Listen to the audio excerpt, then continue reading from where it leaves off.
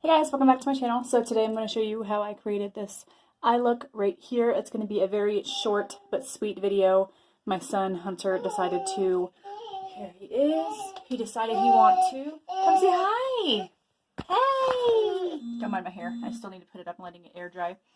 But he wanted to come and be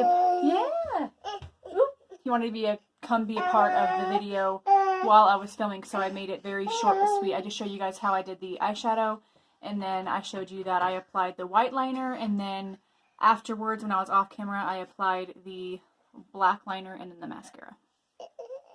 But if you guys want to see more videos like this, sorry I'm not looking at the camera, I'm holding the camera opposite way of what I usually do, but if you guys want to see more makeup tutorials kind of like this, or like short tutorials like this, then let me know down below. And if you guys have ever any requests on any eye looks that you want me to do, then let me know. But I've been dying to try out this palette and review on it so far.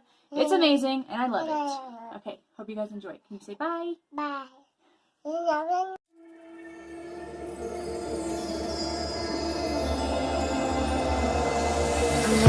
Lives does it take to realize what's going on? How many years have gone by